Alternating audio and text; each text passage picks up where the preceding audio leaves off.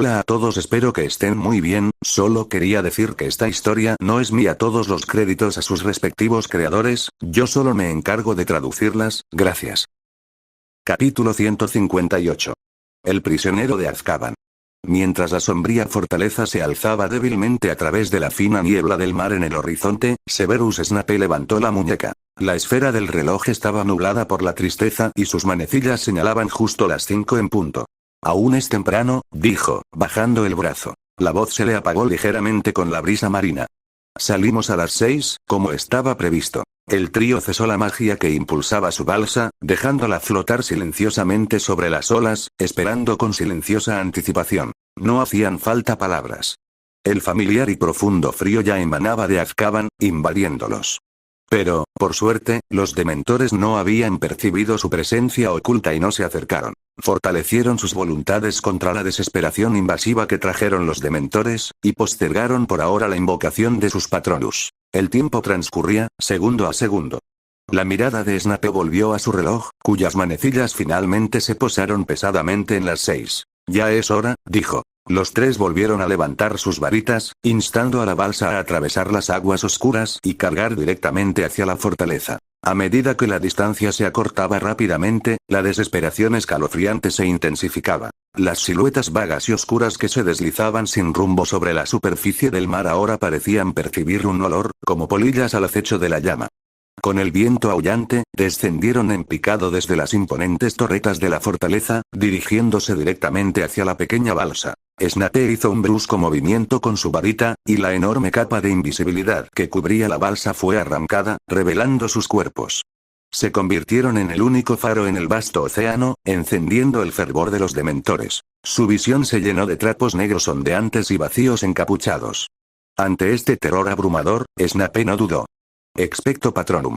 En un instante, una colosal serpiente plateada surgió de la punta de su varita, elevándose hacia el cielo. Su cuerpo era inmenso, sólido, irradiaba una luz cálida y poderosa que desterró la oscuridad y el frío circundante. Por donde pasaba la serpiente, el aire negro parecía gemir con un grito chisporroteante. La estrecha franja de mar se iluminó y los dementores que cargaban vacilaron, aturdidos por el repentino brillo. Sus vacíos, encapuchados y sin rasgos distintivos, fueron atravesados por la luz radiante.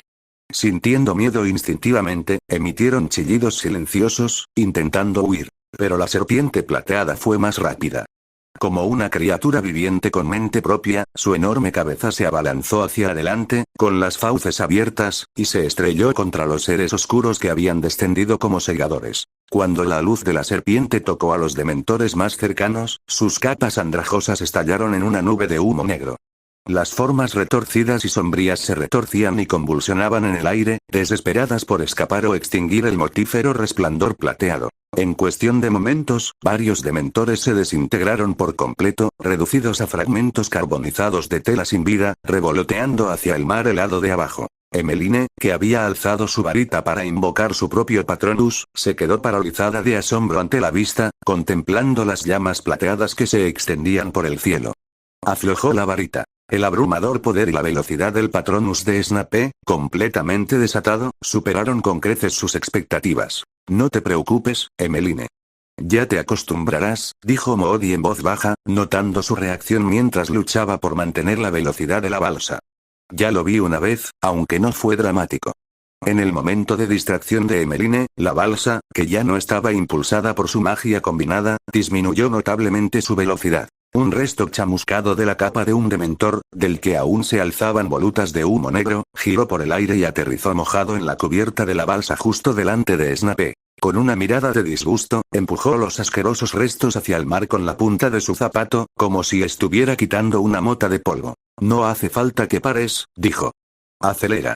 Emmeline salió de su aturdimiento, levantó su varita de golpe y concentró su magia para impulsar la balsa hacia adelante. La balsa se agitó como si la azotaran, cortando las olas una vez más y precipitándose hacia la fortaleza de piedra ennegrecida de Azkaban. Sobre ellos, los dementores, incapaces de escapar, se desintegraron en el aire y sus restos cayeron sin fuerzas, tragados por el mar. Los escombros negros dispersos se convirtieron en el telón de fondo de la carga final de su balsa hacia Azkaban. La balsa se estrelló contra los postes de madera podridos del muelle con un ruido sordo. El trío saltó ágilmente sobre la resbaladiza y húmeda orilla de piedra. Moody examinó los alrededores, deteniéndose con una vacilación poco común. Respiró hondo el aire salado pero extrañamente limpio, con la voz ronca de asombro. Es la primera vez que respiro un aire tan normal en Azkaban. Volvió a mirar el mar.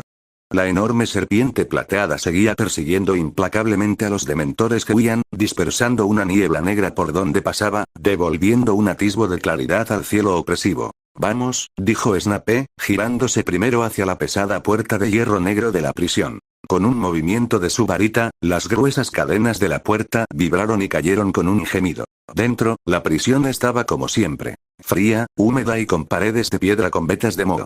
Pero, como señaló Moody, sin el ataque mental generalizado de los dementores, ya no era una mazmorra desgarradora, aunque seguía siendo desoladora. Se apresuraron por el oscuro pasillo. Sus pasos resonaron en el pasaje vacío. A ambos lados había celdas frías y oscuras con barrotes de hierro. El ojo de cristal de Moody giraba descontroladamente, mientras su ojo sano escudriñaba las celdas vacías. Su rostro, lleno de cicatrices, se oscureció aún más, enrojeciendo de rabia. ¿Vacío? Este también está vacío. Su rugido ahogado resonó en los muros de piedra. ¿Dónde están los mortífagos que yo mismo encerré? ¿Los asesinos, los magos oscuros? Se han ido todos. Maldito sea el ministerio. Casi han vaciado toda la prisión. El ministerio ya es la marioneta de Voldemort, respondió Snape, con la mirada fija en una celda más profunda en un rincón. Disminuyó la velocidad, deteniéndose en los barrotes, y observó la familiar distribución del interior. Mulciber tampoco está. Mientras buscaban, Emmeline, que iba delante, dejó escapar un grito ahogado. Profesor. ¿Hay alguien aquí? Snape avanzó a grandes pasos, la luz de su varita iluminando la celda. En una celda estrecha que había más adelante, una figura frágil y diminuta estaba acurrucada en un rincón, sobre el frío suelo de piedra. Vestía una túnica de prisionera hecha jirones y su cuerpo temblaba levemente.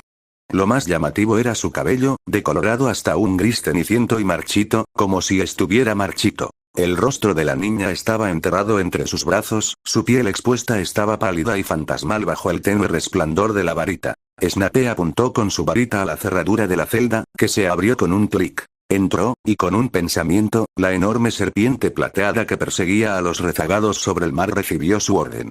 Se disolvió en un rayo de luz, atravesando paredes y piedra, y regresó al lado de Snape en un instante. La sombra condensada de la serpiente voló en círculos sobre él una vez, luego se encogió, enroscándose suavemente alrededor de la inconsciente Tonks como una banda de luz dócil, calentándola y alejando el frío persistente. Cuando Snape se agachó, Emmeline reconoció a la niña. Nimadora. Gritó, abriéndose paso para levantar con cuidado a la frágil Tonks. Sintiendo el calor y el tacto, las pestañas de Tonks revolotearon y sus ojos se abrieron un poco con esfuerzo. Los ojos que una vez brillaron con travesuras ahora estaban nublados por una niebla pesada y sin vida. Pero cuando su mirada borrosa se centró en Snape y Moody, una leve chispa brilló. Snape sacó una gran barra de chocolate de su túnica, partió un trozo y se lo ofreció. Cómete esto. Te ayudará. Los labios agrietados de Tonks se movieron levemente, sin notar el chocolate que le ofrecían. En cambio, hizo acopio de fuerzas. Su voz era una súplica débil y llorosa. Snape, señor. Moody, por favor, salven a mis padres, ellos, los sacaremos, dijo Snape, con la mano aún extendida. Cómete esto primero y luego iremos a salvar a tus padres. Tonks asintió débilmente, con los dedos temblorosos apuntando hacia las profundidades de la celda. Snape, sin dudarlo, partió casi todo el chocolate y se lo puso firmemente en la mano. Come. Tonks agarró el chocolate pero no lo comió. No había tiempo que perder. Emmeline, cargando a la debilitada Tonks, los siguió mientras el grupo se adentraba en el frío pasillo de piedra. Pasaron celda tras celda, la mayoría vacías, con solo algún prisionero demacrado e irreconocible acurrucado en un rincón. Mamá.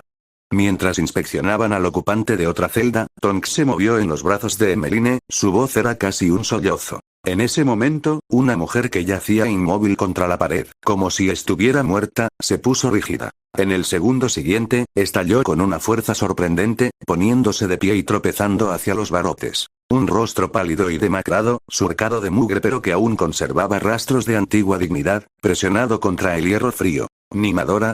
Nimadora. Su voz era aguda y ronca. Mi hija. Eres tú. Mamá.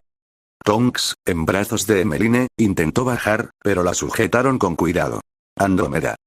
Snape agitó su varita y la puerta de la celda se abrió. Snape y Moody entraron corriendo, sacando a Andrómeda en brazos. En cuanto quedó libre, Andrómeda se soltó de su apoyo.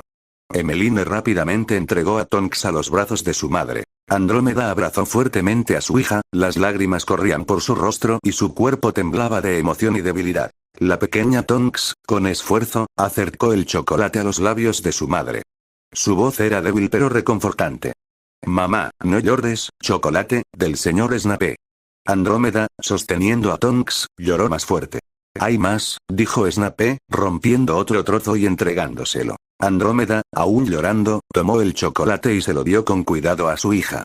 Tonks le dio un pequeño mordisco, y un leve rastro de color pareció regresar a su cabello ceniciento. ¿Dónde está Ted?, preguntó Snape. Abajo, separados, y otros. Andrómeda abrazó a su hija, jadeando, señalando las empinadas escaleras de piedra que descendían aún más. Siguieron adelante, revisando cada celda cuidadosamente. Esperen. Al cruzar una sección más amplia de la prisión, Andrómeda jadeó, con la mirada fija en un hombre esquelético sentado contra la pared en una celda a la izquierda. Habló con urgencia a Snape y Moody. Ese hombre, lo recuerdo. Del Comité de Registro de Hijos de Muggles del Ministerio. Es hijo de Muggles. Snape y Moody intercambiaron una mirada. El hombre, al percibir movimiento, levantó ligeramente la cabeza, demasiado débil para hablar, con la mirada desprovista de esperanza. Volveremos por ellos, dijo Snape. Primero, encontramos a nuestra gente. Finalmente, al final de un ala apartada en el nivel más bajo, encontraron a Ted Tonks. Cuando el hombre barbudo y de túnicas andrajosas vio a su hija en brazos de su esposa, sus ojos se enrojecieron. Se abalanzó sobre ella, envolviendo con manos temblorosas a ambas en un abrazo feroz. No hay tiempo que perder, dijo Snape, interrumpiendo su momento de reencuentro. Sacó 2 varitas de repuesto de su túnica y se las entregó a Ted y Andrómeda. Tomen estas. Gracias, dijo Ted, volviéndose hacia Snape y los demás, con los ojos llenos de una gratitud compleja al tomar la varita. Nos volvemos a encontrar, ¿puedo unirme a ustedes? Claro, Ted, dijo Snape, dándole una palmada en el hombro. Aún estás a tiempo. Poco después, encontraron a Frank y Alice Longbottom cerca. Por suerte, no habían recibido atención adicional y, aunque débiles, aún estaban lúcidos. Después de entregarles las varitas, el grupo de Snape comenzó su retirada. Como aquí no había ningún mago oscuro, liberaron a todos los prisioneros supervivientes que encontraron en el camino. Su grupo creció a más de una docena, una banda desaliñada y cojeando, llena de una nueva esperanza. La confianza llevaría tiempo, así que, aparte de chocolate, Snape no repartió varitas a los recién liberados. Mientras escoltaban a este grupo hasta unos metros de la puerta de la prisión, de repente se oyeron voces desde afuera. Snape levantó una mano, deteniendo al grupo. Los que estaban fuera también los oyeron y su conversación se interrumpió. Los de adentro, escuchen. Están rodeados.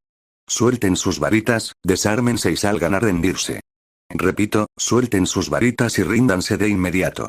La advertencia resonó más allá de la puerta de hierro. Capítulo 159. El puesto del búho. Esa voz, el ojo sano de Moody se entrecerró y la furia creció en su interior. Golpeó su bastón contra el suelo y su característica voz áspera y grave rugió hacia la puerta. Salvaje. Cobarde sin carácter. ¿Seguro que quieres enfrentarte a Alastor Moody? ¿Quieres ver si esta pata de palo puede hacerte una mella en el cráneo? Los gritos que venían del exterior cesaron de repente. Entonces, otra voz, más joven y con un matiz de vacilación, resonó. Su dueño intentó mantener un aire de autoridad, pero la tensión en su tono delataba su falta de confianza. Alastor, escucha, viejo amigo, solo estamos siguiendo el protocolo, revisando la alarma. No queremos ser enemigos, de verdad, pero... Sin peros. Gritó Moody, cortando la excusa como una cuchilla. Adelante. Un breve e incómodo silencio cayó sobre el pasillo. En ese momento, Frank Longbottom dio un paso adelante y rozó levemente el brazo de Moody. Cuando Moody lo miró, Frank negó sutilmente con la cabeza. Proudfoot, gritó Frank hacia la puerta de hierro, si tú y Savage están decididos a venir tras de mí, Alice, adelante. Pero ya saben por qué nos encerraron a nosotros, y a todos los demás en esta prisión.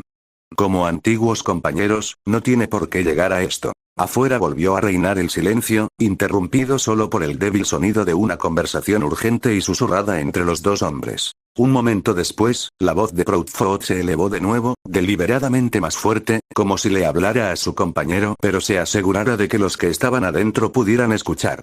«Maldita sea, Savage», murmuró Proudfoot en voz baja. «Pensé que esto sería fácil. No fuimos con el jefe a Londres, y ahora mira este desastre, ¿qué hacemos?» «Frank, Alice y, que está en nuestra lista de buscados». «Si llega el momento de pelear», respondió la voz de Savage, «piénsalo, Proudfoot. Son unos huesos duros de roer. Por unos cuantos galeones, ¿de verdad crees que volveríamos para escribir un informe? Perder no sería vergonzoso. Es perfectamente razonable. Los de arriba lo entenderían. Hicimos todo lo posible». «Bueno, supongo que tienes razón». La voz de Proudfoot vaciló, pero parecía convencido. «Entonces, ¿cómo redactamos el informe?» Encontramos una resistencia enemiga abrumadora, luchamos con valentía, pero nos vimos obligados a retirarnos para preservar nuestras fuerzas. Suena bien, entonces, alzando la voz, llamó hacia la puerta. «Alastor, Frank, Alice y todos los demás. Aquí está el trato. Nos retiramos. Fuera. Salgan. Juramos que no te detendremos. Por los viejos tiempos». Dentro, Snape intercambió miradas rápidas con Modi y Frank. La discusión de afuera fue dolorosamente escenificada.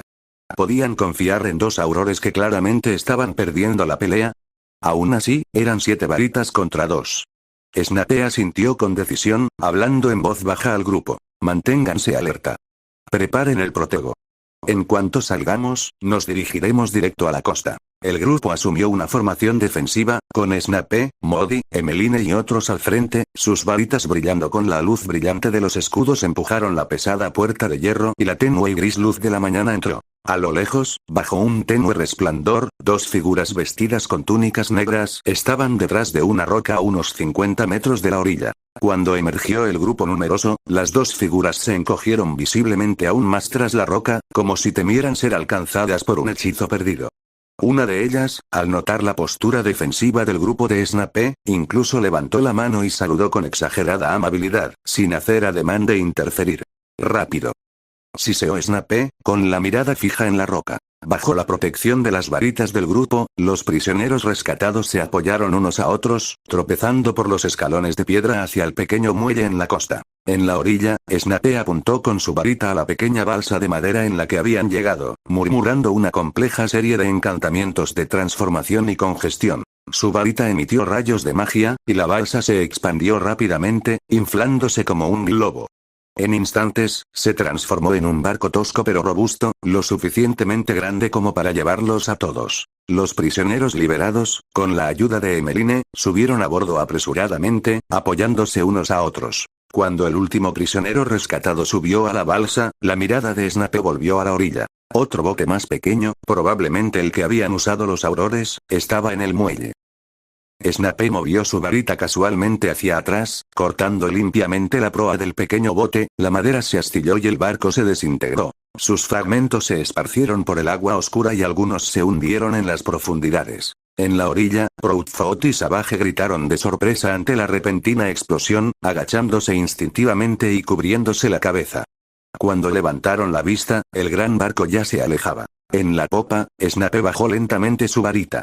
Su cabello oscuro ondeó con la brisa marina mientras saludaba brevemente a las figuras atónitas en la orilla, a modo de despedida. El barco, que transportaba a los prisioneros rescatados, cortó las olas, dejando atrás la sofocante sombra de Azkaban. El viento helado del mar les cortaba la piel, pero la atmósfera en la cubierta estaba cálida por la emoción de la supervivencia y una chispa de esperanza. Después de un breve silencio, las emociones reprimidas de los prisioneros liberados encontraron una salida y comenzaron a hablar en voz baja, con palabras cargadas de amargura y confusión. «Todos estos años, y todavía nos llaman sangre sucia», dijo un hombre canoso con voz áspera.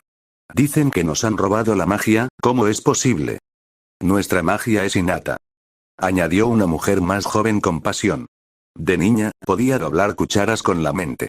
Pero el ministerio nos interrogó, exigiendo pruebas del origen de nuestra magia, como si necesitáramos un ancestro mago para justificarla. No se parece en nada a lo que prometió el profeta», dijo otra voz, agotada por el cansancio. Dijeron que el registro era por nuestra seguridad, pero, se estremeció. ¿Dónde se suponía que íbamos a encontrar pruebas? Solo por eso, nos llamaron ladrones y nos encerraron en Azkaban. Vinieron a nuestra casa y nos llevaron, dijo Ted, abrazando a su esposa e hija con fuerza, con voz amarga. Comparados con nosotros, ustedes lo tuvieron fácil. Una sonrisa sardónica cruzó su rostro. Encerraron a toda mi familia. Mi esposa es sangre pura, mi hija mestiza, y aún así encontraron una excusa. Dijeron que estábamos mancillando la noble pureza de la magia. Ustedes, interrumpió Snape, ¿de verdad creyeron en la propaganda del ministerio? ¿Se inscribieron voluntariamente? Su mirada recorrió a los prisioneros recién liberados.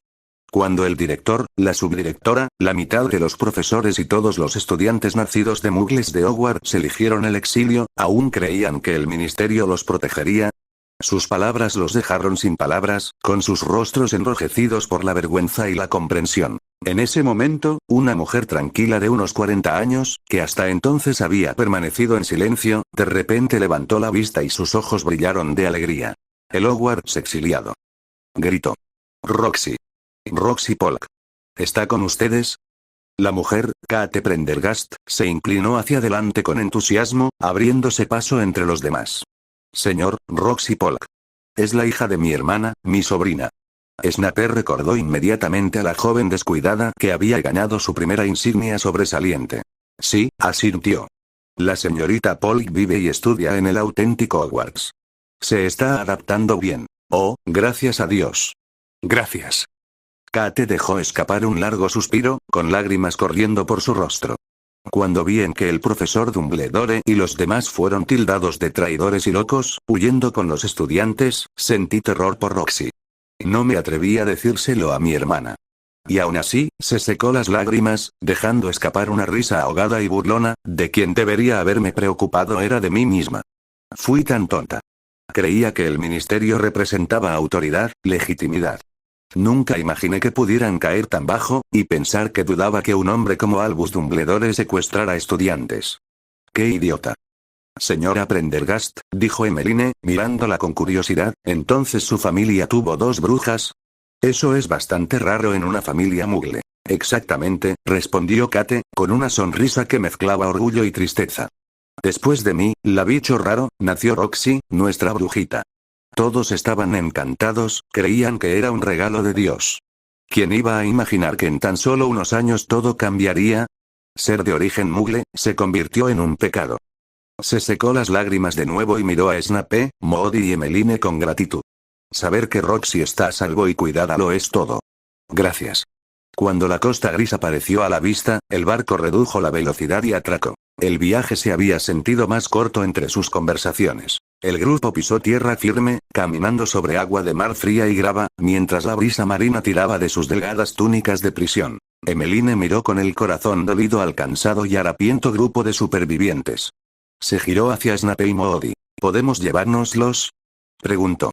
Son víctimas de la crueldad del ministerio y no tienen a dónde ir. ¿Podemos llevarlos al arca de los fundadores?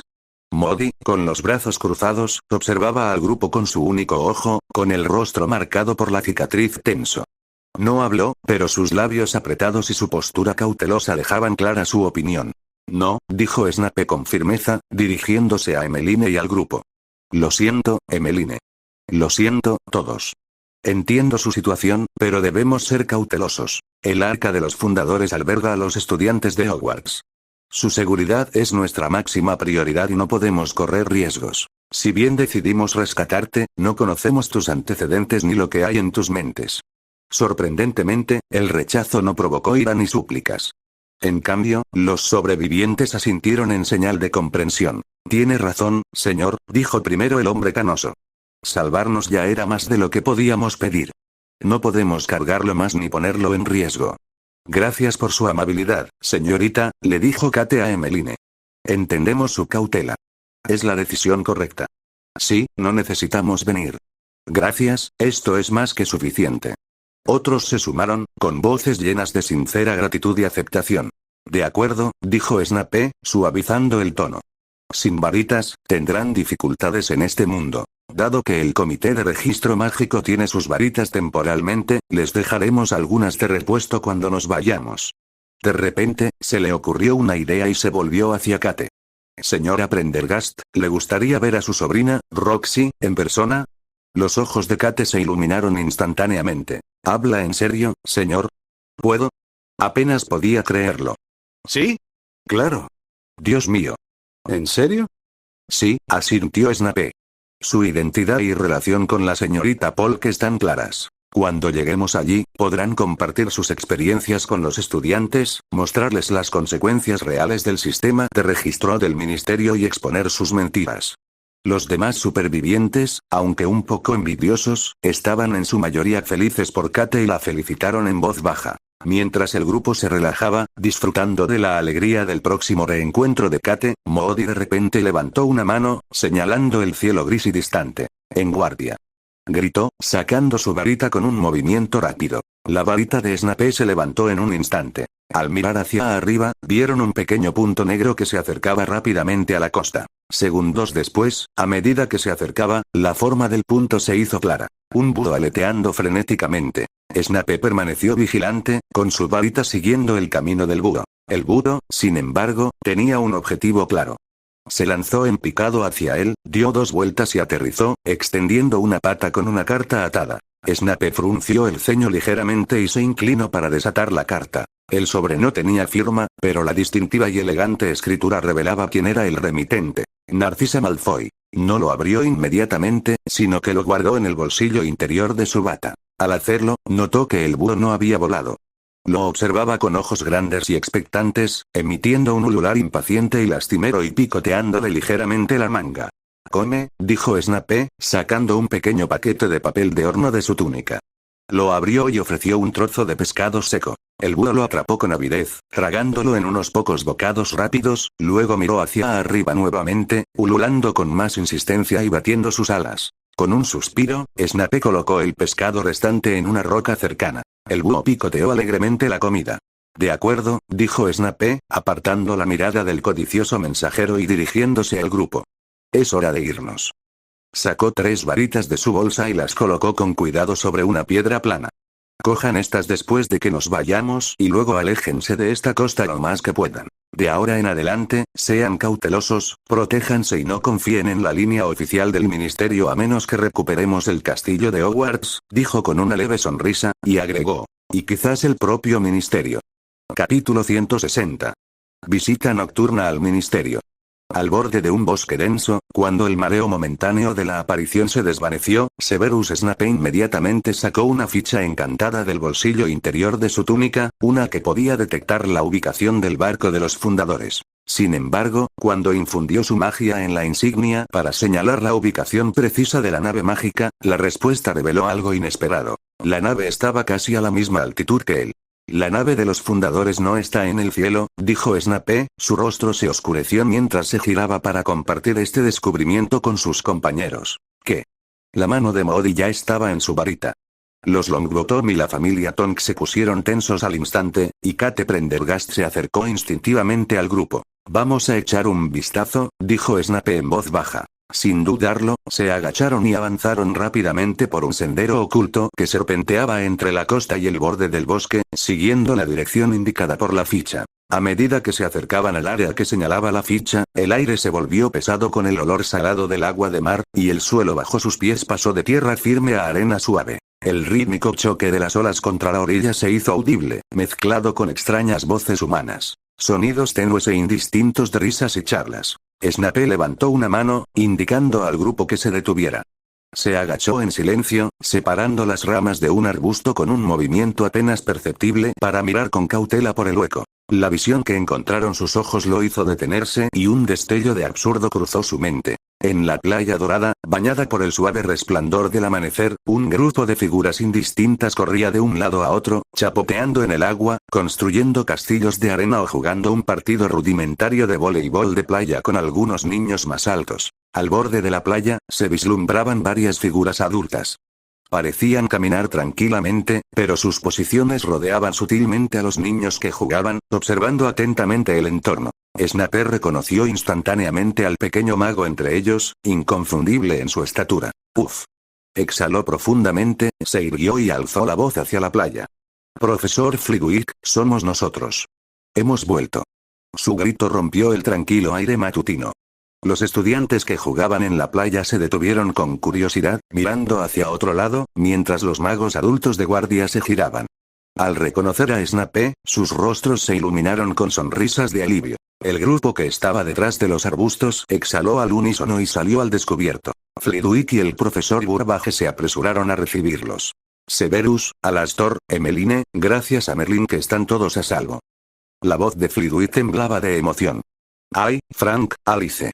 Ted, Andrómeda y la pequeña animadora. Genial, están todos a salvo. En medio de esta cálida reunión, Snape hizo algo completamente inesperado. Sin previo aviso, levantó el brazo y apuntó con la varita directamente a Kate Prendergast, que se encontraba torpemente parada al borde del grupo. No se mueva, señora. Prendergast, dijo. Espere un momento, por favor. La sonrisa de Flitwick se congeló. Con reflejos fulgurantes, levantó su varita. La alegría se transformó en cautela, aunque no tenía ni idea de lo que estaba pasando. Severus, ¿qué pasa? En ese mismo instante, Moody se colocó rápidamente al otro lado de Kate, formando una sutil pinza con Snape, acorralándola. Los recién rescatados Longbottoms y los otros se quedaron paralizados, desconcertados por la repentina confrontación. Señor, Kate palideció, con los ojos abiertos por la sorpresa y la confusión. ¿Qué es esto? Snape no respondió de inmediato. Manteniendo su varita apuntando a Kate, suavizó un poco el tono, dirigiéndose tanto al grupo como a ella. Tranquilos todos. Es solo un pequeño procedimiento de verificación. Profesor Burbage, necesito un favor, dijo, mirando al profesor igualmente atónito. Por favor, traiga a Resie Polk, la Hufflepuff de primer año, y tráigala. Gracias. Claro, enseguida. Burbage asintió sin dudarlo, girándose y corriendo hacia la playa para encontrarse con la pequeña figura familiar entre la multitud. La espera se hizo interminable. Los estudiantes en la playa notaron la extraña escena y comenzaron a mirar con curiosidad, pero Gideon y los demás los tranquilizaron con amabilidad, manteniéndolos a distancia. Al poco rato, Burbage regresó, llevando consigo a una niña pequeña de cabello castaño bien peinado, con el rostro entre confundido y curioso. Era Resie Polk. Antes de que Resie llegara al grupo, la muñeca de Snape se movió casi imperceptiblemente y su varita se deslizó silenciosamente hacia las profundidades de su ancha manga negra. Buenos días, señor Snape, profesor Flitwick. Saludó Resie cortésmente, haciendo una reverencia a Snape y Flitwick. Mientras se enderezaba, preparándose para saludar a los demás, su mirada recorrió al grupo y se fijó en Kate Prendergast. Tía Kate. Los ojos de Resie se abrieron de par en par, su rostro rebosaba de alegría incrédula. Instintivamente, corrió hacia su tía, como siempre, pero Snape levantó una mano con suavidad, bloqueándole el paso sutilmente. Resie, dijo, inclinándose ligeramente, con una voz tranquilizadora. Todavía no. Resie se detuvo, confundida, mirando a Snape con expresión perpleja. Profesor. Es mi tía. Resie, sé que la extrañas. ¿Pero recuerdas lo que te dije en la clase de pociones? Dijo Snape. Una pista. Te valió la primera insignia de sobresaliente que otorgué. Resie parpadeó y luego respondió automáticamente. Precaución. Es la primera lección que nos enseñaste cuando entramos a tu salón de clases. Metió la mano en el pequeño bolsillo de su bata y sacó una diminuta insignia. Lo recuerdo, señor, dijo ella, aunque sus ojos seguían dirigiéndose ansiosamente hacia su tía. Bien, asintió Snape. Ahora, necesito que mantengas esa cautela. Como si estuvieras preparando una poción, verifica la identidad de la mujer que tienes delante. Señor, Resie parecía desconcertada, con el rostro fruncido. Observó la expresión severa de Snape, luego el rostro de Kate, una mezcla de miedo, dolor y esperanza, y pareció captar algo. Preguntó con vacilación. ¿Le preocupa que sea una impostora? Muy inteligente, dijo Snape con aprobación. Resie se quedó pensando por un momento y frunció el ceño. Kate observó a su sobrina con preocupación, sus labios se separaron como si fuera a hablar, pero se contuvo. Finalmente, el rostro de Resie se iluminó cuando se le ocurrió una idea. Tía Kate. Gritó con valentía, mirando a Kate a unos pasos de distancia. La Navidad pasada, ¿qué dibujo tenía bordado la bufanda que me regalaste? ¿La bufanda? Pensó Kate. Era una snitch con una bolita de nieve en la cabeza. Le bordé la nariz torcida, y tu madre se burlaba de mí por eso. Ante esta respuesta, la última duda desapareció del rostro de Resie. Se giró hacia Snape, asintiendo vigorosamente con absoluta seguridad. Así es, señor. Es mi tía. Es real. Snape finalmente se relajó. Le dio una palmadita a Resie en la cabeza y se hizo a un lado. Continúa. Tía. Resie, como un pajarito alegre, se arrojó a los brazos de Kate. Tía, ¿eres tú de verdad? ¿Cómo llegaste aquí? Te extrañé tanto. Kate la abrazó con fuerza, besando su cabello. La sorpresa y el dolor anteriores fueron arrastrados por una alegría abrumadora. Snape se acercó a Kate e inclinó levemente la cabeza. Señora Prendergast, le pido disculpas por la ofensa. Son tiempos de cautela. No, no, señor, dijo Kate, sin soltar a Resie, negando con la cabeza. Hizo lo correcto. No hay necesidad de disculparse. Gracias a todos por proteger a Resie con tanto esmero. Después de calmar a la tía y a la sobrina reunidas, Snape caminó hacia Flitwick. El grupo comenzó a regresar hacia la playa. Profesor, preguntó Snape en voz baja, recorriendo con la mirada a los estudiantes que jugaban en la arena. ¿Qué pasa aquí? ¿Por qué está aquí y por qué trae a los estudiantes? Severus, dijo Flitwick, acariciándose la barba con una sonrisa amable, después de todo, es Halloween. Sé que la situación es tensa, pero los niños necesitan un respiro, una oportunidad para respirar. Han estado encerrados en el barco día tras día, sin ver nada más que un sol deslumbrante o nubes monótonas. Si esto sigue así, me temo que empezarán a enfermar. Son unas vacaciones excepcionales. Que sientan la arena, que escuchen las olas. No se preocupen, añadió. Hemos sido cuidadosos. Todos los estudiantes entregaron sus varitas antes de bajar, y las mantenemos a salvo. No habrá emisiones mágicas que alerten al ministerio. Snape observó a los estudiantes, momentáneamente libres de miedo y desplazamiento, riendo y corriendo alegremente. Asintió levemente. Está bien. Necesitan relajarse. Hizo una pausa y luego bajó aún más la voz. Profesor, ¿qué hay del señor Green? ¿Ha regresado?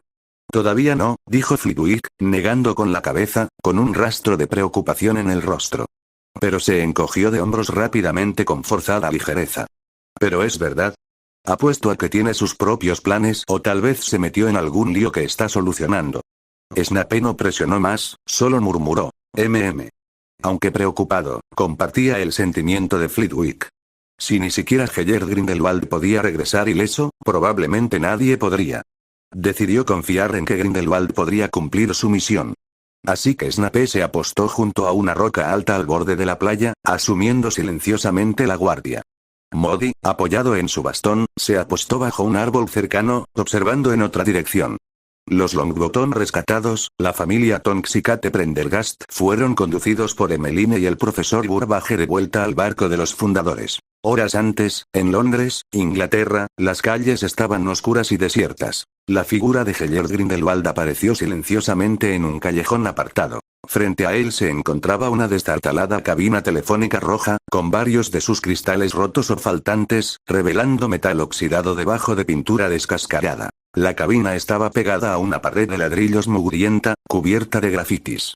El antiguo auricular del teléfono colgaba torcido de su gancho, con el cable suelto. Grindelwald dio un paso adelante y levantó el auricular. En lugar de marcar el habitual 62.442 como un visitante normal, golpeó casualmente con su varita el interior del receptor. Un zumbido bajo vibró a través de la cabina, y el suelo debajo comenzó a temblar. Entonces, el pavimento fuera de las ventanas de cristal comenzó a elevarse como un ascensor, mientras que toda la cabina, con Grindelwald dentro, se hundió en la tierra. Después de aproximadamente un minuto de descenso, un delgado rayo de luz dorada salió disparado de una grieta en la cabina, escaneando rutinariamente el cuerpo del visitante. Pero la luz pasó a través de los pies, el cuerpo y la cara de Grindelwald como si fuera aire, sin encontrar resistencia. El rayo se detuvo, como confundido, dando vueltas alrededor de la cabina vacía durante varios segundos antes de desvanecerse de mala gana. Una voz femenina, fría y mecánica, resonó en el estrecho espacio.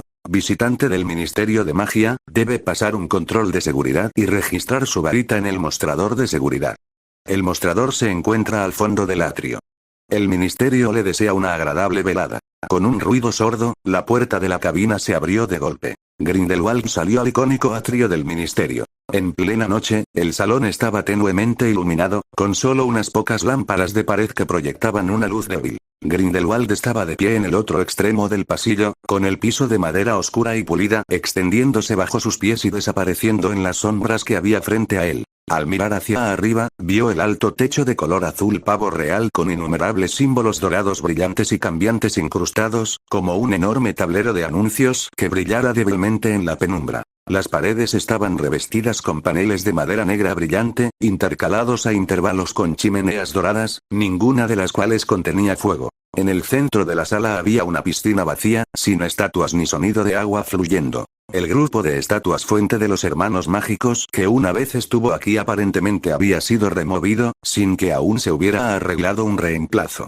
Un cartel mugriento yacía volcado al borde de la piscina, con su inscripción: todos los ingresos de la fuente de los hermanos mágicos se donan al Hospital Salmungo para enfermedades y heridas mágicas, estropeada por varias huellas distintivas. La mirada de Grindelwald recorrió los restos de la fuente, deteniéndose en los pocos sicles plateados y knuts de cobre brillantes en el fondo del estanque seco. HMPH, resopló con desdén. Sin detenerse, avanzó con seguridad hacia el único lugar débilmente iluminado al final del atrio. En el mostrador de seguridad, bajo una lámpara solitaria y tenue, un hombre pelirrojo y calvo estaba desplomado sobre la mesa, roncando uniformemente. Los pasos de Grindelwald lo despertaron.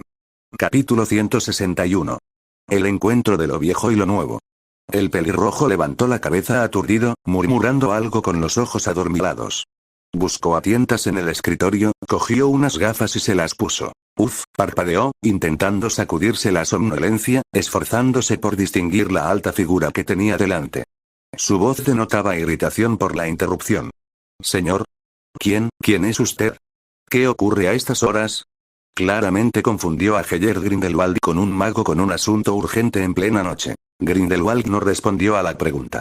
Simplemente miró fijamente al hombre con sus ojos grises y preguntó con calma: ¿eres un mortífago?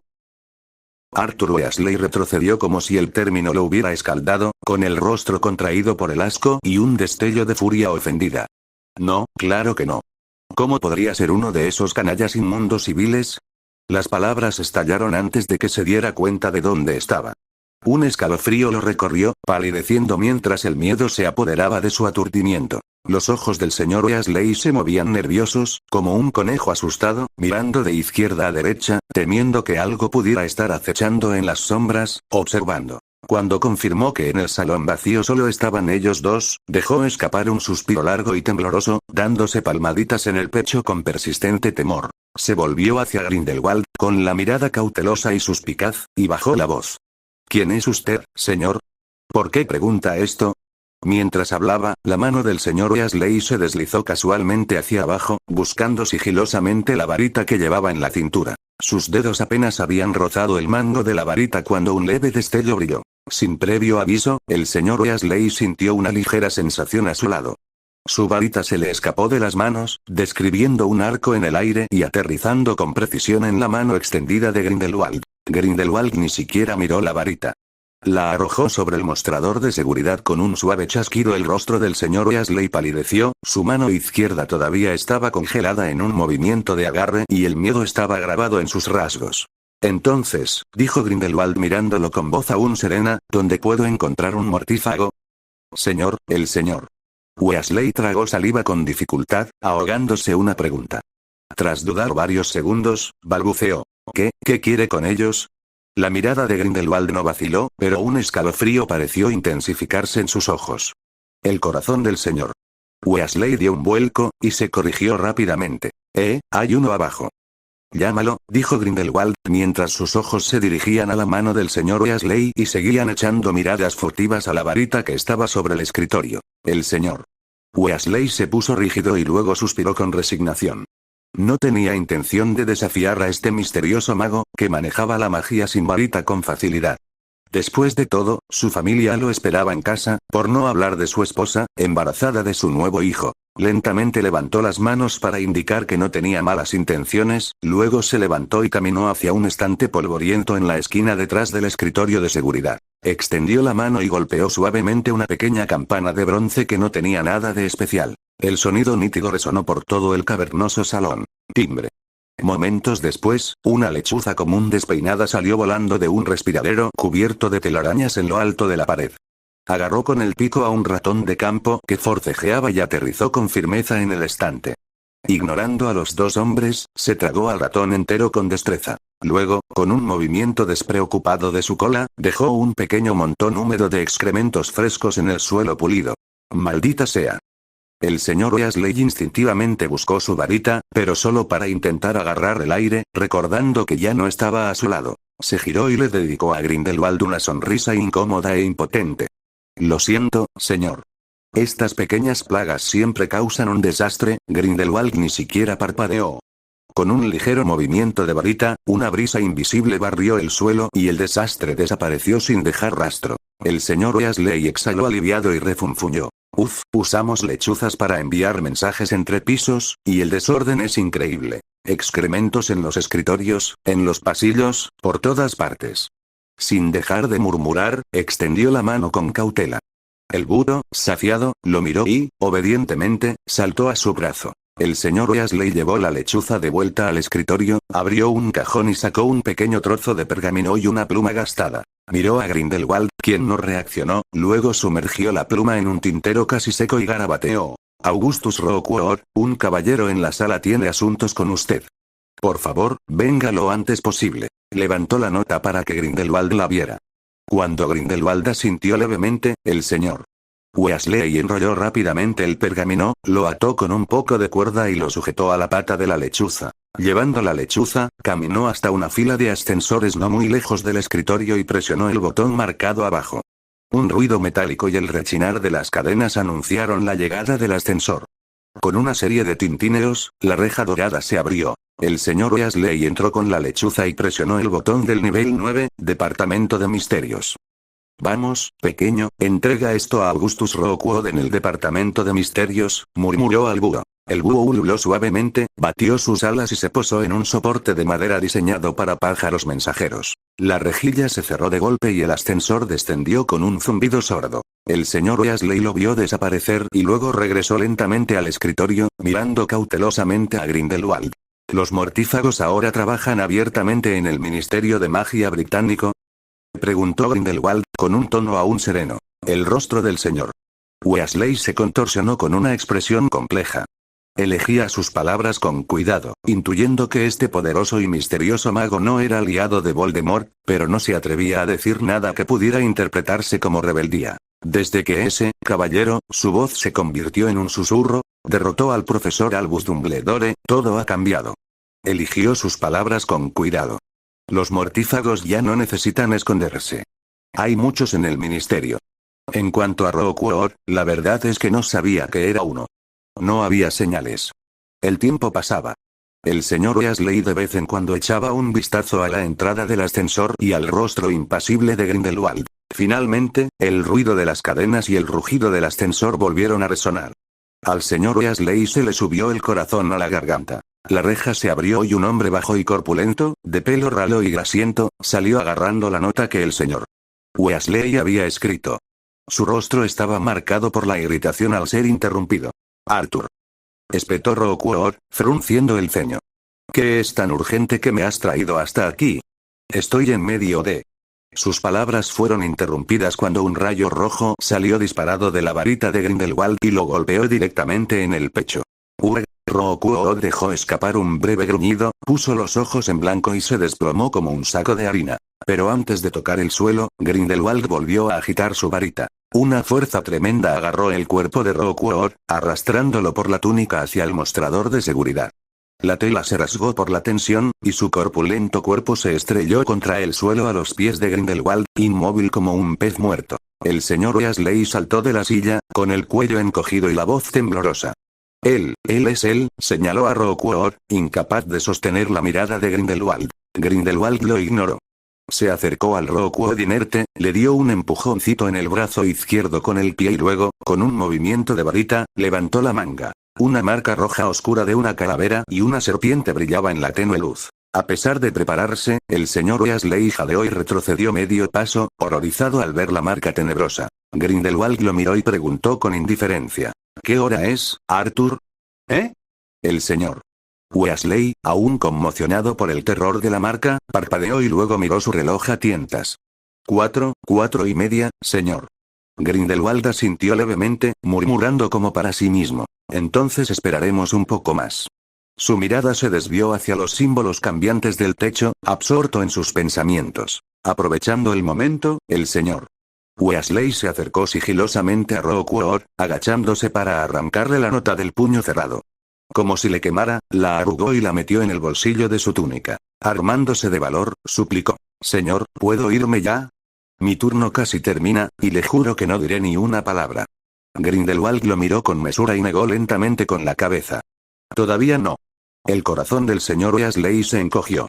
Regresó rígido al escritorio, pero antes de que pudiera acomodarse, la silla de madera que estaba detrás de él se movió, flotando al lado de Grindelwald. Grindelwald se sentó con facilidad, cruzando las piernas, como si esperara una gran actuación. El tiempo se arrastraba.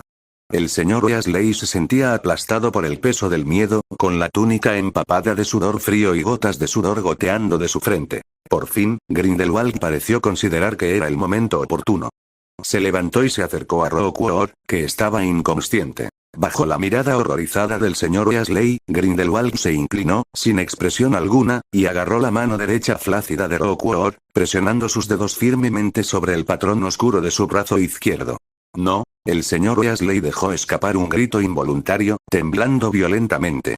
Ya podía imaginar la escena apocalíptica que se avecinaba, con el cuerpo flácido, apenas capaz de mantenerse en pie. Mientras gritaba, Grindelwald soltó la mano y se levantó, como si hubiera hecho algo insignificante. Le dijo con calma al aterrorizado señor Weasley. Puede irse. Las palabras fueron un alivio. Impulsado por el instinto y la desesperada necesidad de sobrevivir, el señor Weasley corrió hacia el escritorio, agarró su varita y se dirigió a trompicones hacia la chimenea dorada más cercana. Tomó un puñado de polvos flu de un balde, lo arrojó al hogar y gritó con sus últimas fuerzas. La madriguera. Una explosión de llamas esmeralda rugió y lo envolvió. Grindelwald se alisó las ligeras arrugas de su túnica tras estar sentado, se recostó en la silla y esperó tranquilamente. Sintió una punzada de curiosidad ante la inminente llegada de Lord Voldemort, aunque estaba teñida de profundo desdén. La espera fue breve. En el salón, una chimenea dorada estalló en un resplandor de llamas, proyectando un misterioso resplandor verde sobre los paneles de madera oscura. Una figura alta y demacrada, vestida con una túnica negra que ondeaba, salió del rugiente fuego verde. Bajo la sombra de la capucha había un rostro pálido y demacrado, con forma de serpiente y aterrador. Los ojos rojos de pupilas entrecerradas de la figura se fijaron en Grindelwald, en el mostrador de seguridad. ¿Eres Voldemort? Grindelwald se levantó con gracia, con una educada curva en los labios. Buenas noches. He oído algunas cosas sobre ti. Avada Kedavra. Un rayo verde cegador le respondió. Voldemort no tenía ningún interés en conversar. Una rabia insondable y un gélido instinto asesino inundaban el salón. Ante la maldición asesina, los ojos de Grindelwald brillaron con desprecio. Sin mover los pies, hizo un gesto con la muñeca, y la silla a sus espaldas se transformó en un escudo de madera, materializándose ante él. La luz verde impactó contra el escudo, estallando en un destello cegador. El escudo se hizo añicos, que se retorcieron en delgadas enredaderas, serpenteando hacia Voldemort, tejiendo un capullo de ramas a su alrededor. TCH, dijo Grindelwald, con irritación en la voz. Ustedes, los jóvenes, no tienen morales. Ni siquiera la cortesía básica. Un grito furioso y penetrante surgió del capullo de enredadera que se apretaba, ahogando las palabras de Grindelwald y resonando en el techo abovedado del salón. En un instante, el capullo dejó de atar. Cada liana se ennegreció, carbonizó y se retorció formando una enorme serpiente de ébano. Liberó a Voldemort y se volvió hacia Grindelwald, siseando de rabia.